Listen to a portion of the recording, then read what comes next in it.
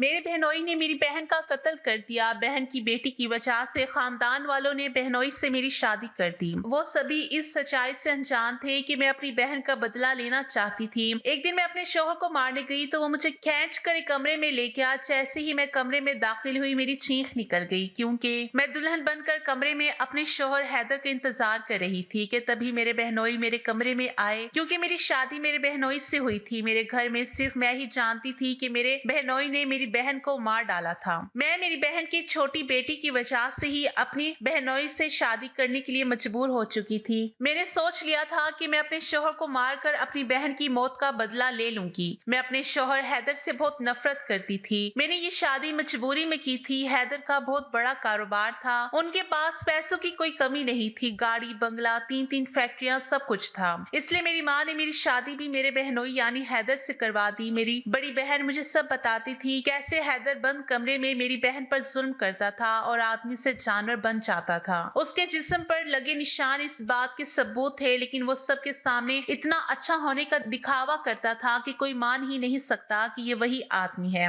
मेरी बहन ने मुझे पहले ही बताया था कि हैदर उसे मारने का प्लान बना रहा है, लेकिन उसने मुझे कसम दी थी कि मैं इस बारे में किसी को कुछ नहीं बताऊंगी। वो ये सब कुछ खुद ही ठीक करना चाहती थी। फिर एक दिन मुझे पता चला कि हैदर ने फातिमा मेरी बहनची को उसकी दादी के पास छोड़कर मेरी बहन के साथ मरी घूमने जाने की तरकीब बनाई है। और उसके बाद मेरी बहन मुझसे हमेशा के लिए अलग हो गई और मेरी बदकिस्मती थी कि मैं आखिरी बार अपनी बहन का चेहरा भी नहीं देख पाई, क्योंकि उसकी तो लाश भी नहीं मिली थी। जब हैदर वापस आया तब मैंने देखा कि उन्हें बस थोड़ी सी ही चोट लगी थी। वहाँ मेरी बहन की लाश लावारिस पड़ी हुई थी और हम यहाँ घर में हैदर की खिदमत कर रहे थे। ये सोच सोच कर मेरा दिमाग खराब हो रहा था। तभी मुझे याद आया कि मेरी बहन चाहते वक्त खुश होने के बजाय परेशान लग रही थी और मुझे यहाँ तक कह कर गई थी कि अनम, अगर मुझे कुछ हो गया तो तुम मेरी फातिमा का ख्याल रखना और उसे कभी अकेला नहीं छोड़ना। तब मैं अपने बहनोई को शक भरी नजरों से देख रही थी कि ऐसा कैसे हो सकता है कि इस हादसे में हैदर को थोड़ी सी ही चोट लगी और मेरी बहन की जान चली गई। जरूर हैदर ने ही मेरी बहन को मारा होगा, लेकिन मेरा खानदान तो हैदर को दिलासा दे रहा था और हैदर पर एक भी सवाल नहीं उठाया गया। मुझे तो हैरानगी हो रही थी कि मेरे अलावा किसी ने नहीं सोचा कि हादसा तो दोनों के साथ हुआ था। फिर मेरी बहन ही क्यों मरी? उल्टा बाकी सब ने जब मेरी बहन के बारे में पूछा तो मेरे घर वालों ने भी वही बताया जो हैदर ने उनको बताया था।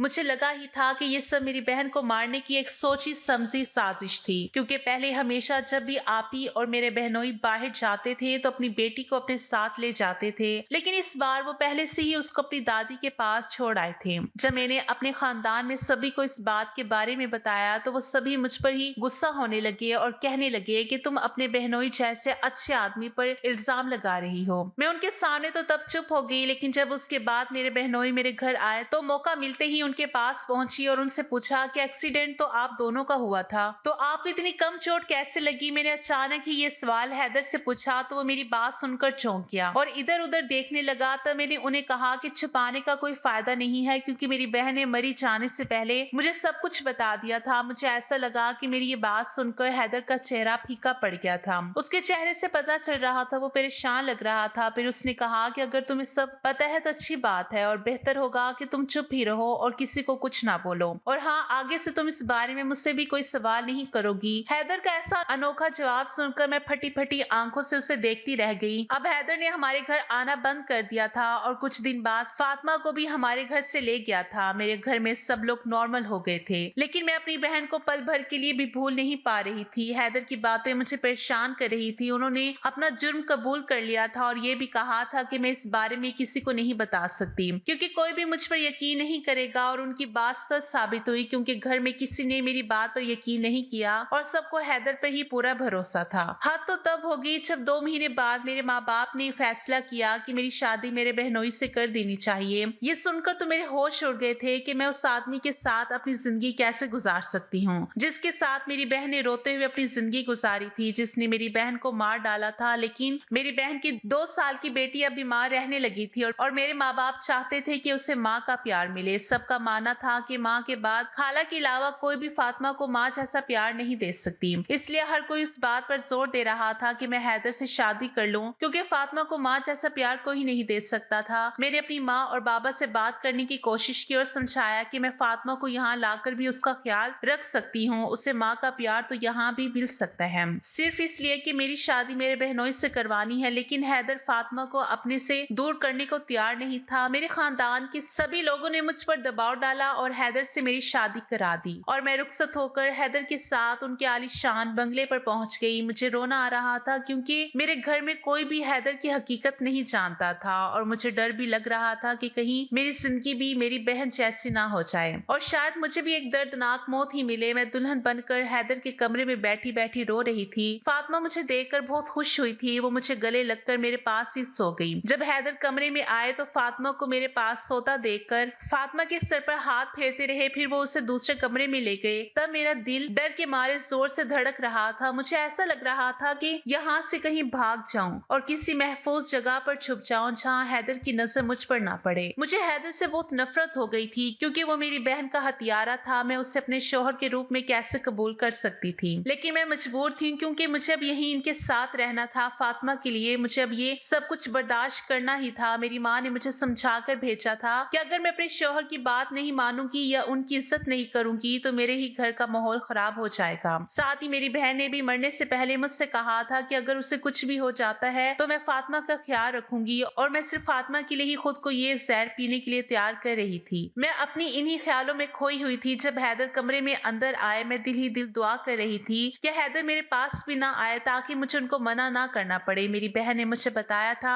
हैदर को एक बीमारी हो गई है जिसकी वजह से वो मेरी बहन के पास नहीं आते थे। मुझे मेरी बहन की बात याद आई और मैं उदास हो गई और रोने लगी। मुझे रोता देखकर हैदर ने कहा कि तुम फिक्र मत करो, तुम्हारा यहाँ पूरा ख्याल रखा जाएगा, तुम्हें यहाँ कोई तकलीफ नहीं होगी। बस बदले में इतना चाहता हूँ कि फातिमा बिल्कुल ठीक रहे। तुम उसे माँ का प्यार दो और एक माँ बनकर उसका ख्याल रखो ताकि मेरी बेटी को अपनी माँ की कमी का एहसास ना हो। हैदर की बातें सुनकर मैं उसे देखती ही रह गई। मैं उसे कहना चाहती थी कि अगर तुम्हें अपनी बेटी की इतनी ही फिक्र थी तो अपनी बीवी को क्यों मार डाला, क्यों अपनी मासूम बेटी से उसकी माँ को छीन लिया और अब तुम्हें अपनी बेटी की इतनी फिक्र हो रही है। लेकिन मैं हैदर को कुछ भी नहीं बोल पाई क्योंकि आज मैं उससे ऐसी कोई बात नहीं करना चाहती थी जिससे वो अपने असली रूप में आ जाए। मैंने सोच रखा था कि मुझे बहुत चालाकी से इस इंसान से अपनी बहन की मौत का बदला लेना होगा। मैं चुपचाप बैठी थी। इससे पहले कि मैं उठकर बाहर जाती हैदर ने मेरा हाथ पकड़ लिया और मुझे अपनी तरफ खींच लिया। फिर जो उसने मुझे कहा वो सुनकर मैं थोड़ी देर के लिए हैरान हो गई थी। उसने मुझे कहा कि मैंने तुम्हें कहा था ना कि तुम्हें यहाँ कोई तकलीफ नहीं होगी, तुम्हें परेशान होने की जरूरत नहीं है। इतना कहकर वो अपना तकिया लेकर सोफे पर सो गया। मुझे उसकी यह हरकत थोड़ी अजीब लगी क्योंकि ऐसा जानवर जिसने अपनी बीवी को अपने हाथों से ही मार दिया हो वो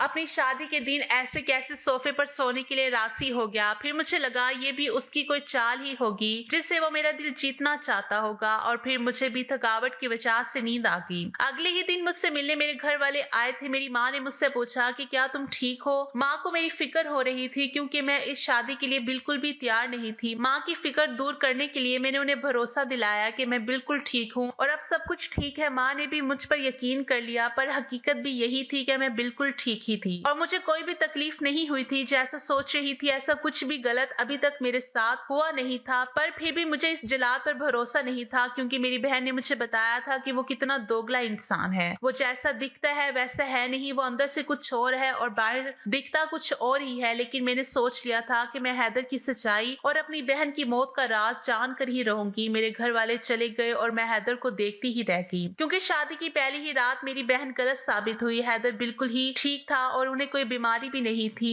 उनका रवैया भी अच्छा ही था। मेरी बहन ने जो बताया था और मैं जैसा सोच रही थी कि पहली रात हैदर मेरे साथ कैसा रवैया करेंगे, लेकिन मैं हैरान हो गई थी क्योंकि ऐसा कुछ भी नहीं हुआ था। तभी मेरा दिल यही कह रहा था कि शायद ये सब सिर्फ एक दिखावा था, मुझे उनकी सच्चाई पता ना चल जाए। शायद हो सकता है कि वो मेरा शक दूर करने के लिए ये दिखावा कर रहे हों। इसलिए मैं अभी भी हैदर पर भरोसा नहीं कर पा रही थी। हैदर ने मेरी बहन को नुकरानी बना कर रखा था। उसके पास गाड़ी बंगला सब कुछ होते हुए भी मेरी बहन नुकरानी की तरह काम करती थी। जब भी वो घर आती थी तो हमेशा उदास दिखती थी और फातिमा की पैदाइश के बाद तो उसके चेहरे पर हमेशा उदासी ही रहती थी। मैंने घर के काम काज और फातिमा की जिम्मेदारी ले ली थी और फातिमा अब मुझे माँ कहने लगी थी और मेरे आसपास ही घूमती रहती थी। हैदर और मेरी शादी को अब 2 महीने हो चुके थे। मुझे हमेशा लगता था कि हैदर मुझे घूरते रहते हैं। मैं उनकी इस हरकत से परेशान होने लगी थी। एक दिन मैंने उनसे पूछ लिया कि आप हर बार मुझे ऐसे क्यों घूरते हैं। इस बार हैदर का जवाब सुनकर मैं हैरान रह गई थी। हैदर ने कहा कि मैं ये देख रहा हूँ कि तुम वैसी ही हो जैसी तुम दिखती हो या तुम भी अपनी बहन जैसी बन जाओगी। ये सुनकर मैं हैरान हो गई थी।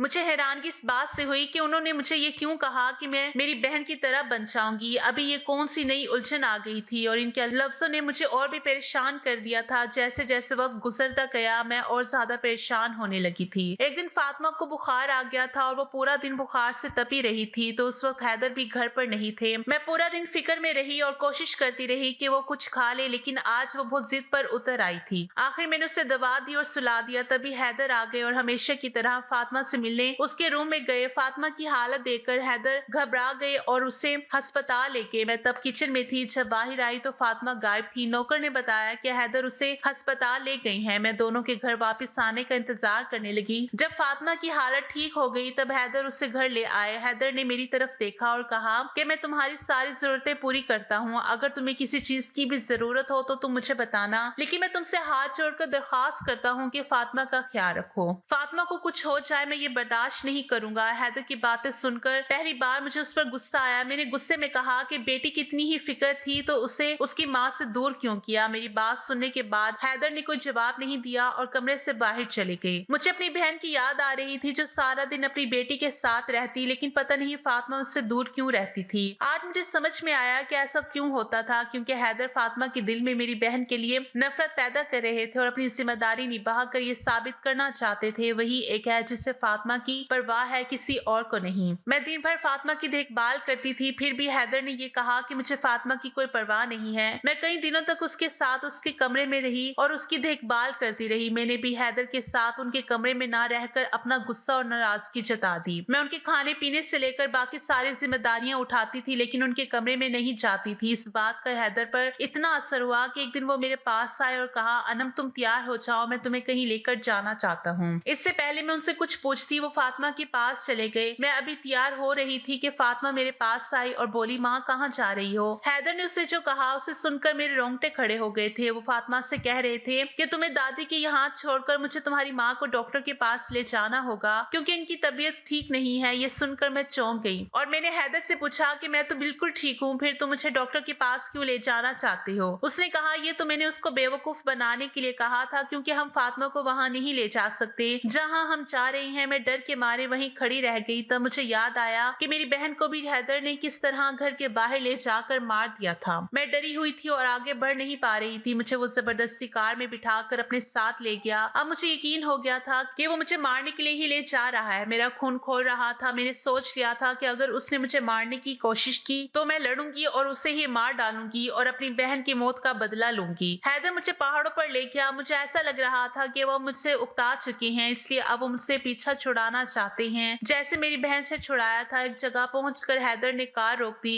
और मुझे कार से बाहर निकलने के लिए कहा। मैं चुपचाप कार से बाहर निकली। हैदर ने मेरा हाथ पकड़ा और मुझे एक गली में ले गए। मैं घबराते हुए उनके साथ चल रही थी और फिर वो एक छोटे से घर के सामने जाकर रुक गए और उस घर का दरवाजा खटखटाया। मैं हैरान होकर ये सब देख रही थी। तभी उस घर से एक जवान लड़का बाहर आया और वो हैदर को देखकर परेशान हो गया। हैदर मेरा हाथ पकड़कर मुझे घर के अंदर ले गए जहाँ बिस्तर पर एक औरत सो रही थी। हमारी आवाज सुनकर जैसे ही उसने पलट कर देखा मेरे तो होश उड़ गए क्योंकि वो कोई और नहीं बल्कि मेरी बहन थी। मेरी बहन मुझे अपने सामने देखकर डर गई थी। फिर हैदर ने जो बात मुझे बताई वो सुनकर मेरे पैरों के नीचे से जमीन खिसक गई। हैदर ने बताया कि ये लड़का इमरान है, ये मेरी कंपनी का शेयर था, इसलिए मेरे घर आता जाता था। लेकिन कुछ दिनों बाद मुझे पता चला कि तुम्हारी बहन को इमरान से प्यार हो गया है और ये दोनों मेरी पीठ पीछे मुझे धोखा दे रहे थे और दोनों शादी करना चाहते थे। प्यार में अंधी होकर तुम्हारी बहन फातिमा से भी दूर हो चुकी थी। वो इसका बिल्कुल ध्यान नहीं रखती थी। छोटी छोटी बातों में उस पर गुस्सा किया करती थी, कभी तो उस पर हाथ भी उठा लिया करती थी। माँ का प्यार न मिलने पर फातिमा ने अपनी माँ से दूरी बनानी शुरू कर दी थी। तब से तुम्हारी बहन ने तैयार और साफ सुथरा रहना बंद कर दिया था। वो बिखरी वाली हालत में ही रहती थी और कहती थी कि मैं तुम्हारे साथ रहना ही नहीं चाहती, फिर तुम्हारे लिए सच कर क्या करूंगी। तुम्हारी बहन ने तो यहाँ तक कह दिया था कि मुझे तलाक दे दो, मैं इमरान से शादी करना चाहती हूँ। मैंने उसे बहुत समझाया कि हमारी एक बेटी भी है, तुम इसके बारे में तो सोचो, तुम्हारे बिना वो कैसे रहेगी। लेकिन उसने साफ साफ लफ्जों में कह दिया कि वो तुम्हारी भी तो बेटी है, तो तुम उसकी जिम्मेदारी ले लो। मैं अब अपनी जिंदगी अपनी मर्जी से जीना चाहती हूँ। मैं फातिमा के लिए तुम्हारी बहन को सही रास्ते पर लाना चाहता था,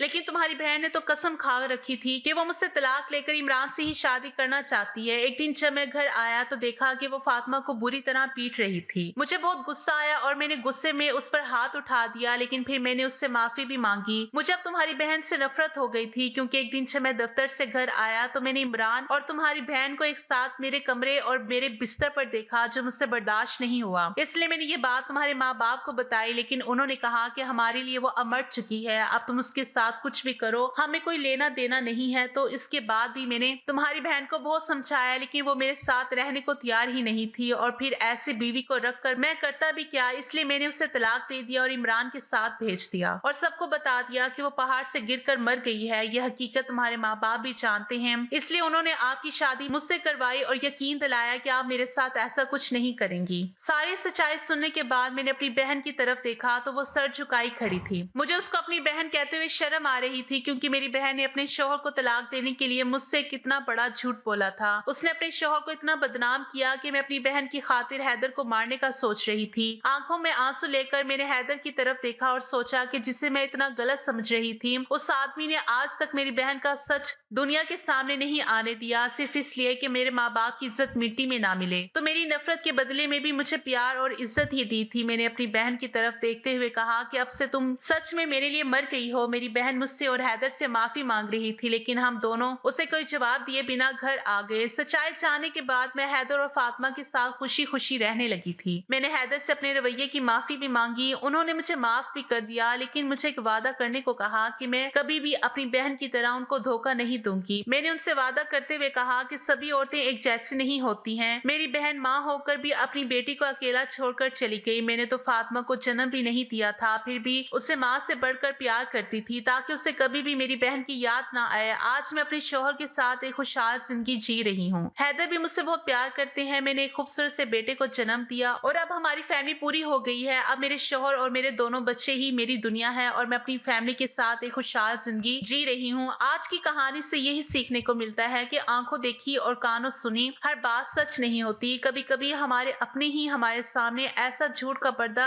बना देते हैं कि सच सामने होते हुए भी हमें नजर नहीं आता।